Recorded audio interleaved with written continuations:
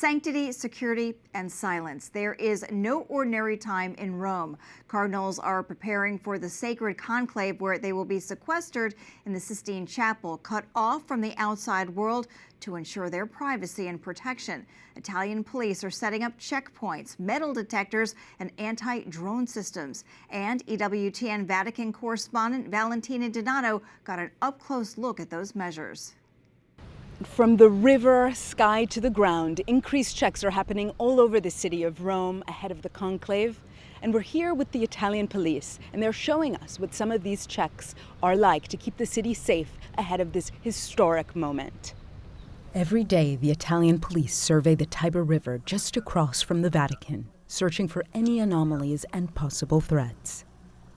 Just a day before the conclave, the officers explained that the checks are increasing, nearly a dozen times a day.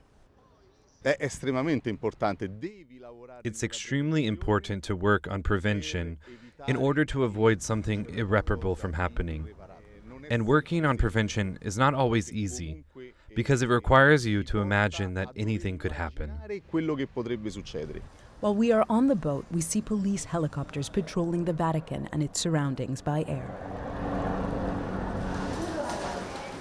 Anything unusual is communicated to the Central Police Operation Room. The increased checks that are happening throughout the city involved increased surveillance, metal detector checks in the surrounding colonnades of St. Peter's Square. On May 7th, the day of the conclave, the area around the Vatican will be divided into 3 main surveillance areas, closed by filtering and pre-filtering, a task entrusted to the police. For security reasons, 50,000 people will be allowed on St. Peter's Square, and over 100,000 on Via della Conciliazione, the road leading up to the Basilica. The plan of the police force is to increase agents by the hundreds, 24 hours a day. Additional strengthening of territorial surveillance services has been planned in all the areas surrounding the Vatican to ensure an even greater presence of the state police and to raise the level of security as well as within the Vatican area itself. In the Special Events Operations Room, all of the most iconic squares throughout Rome are now heavily surveilled to prevent and intervene if security breaches are made.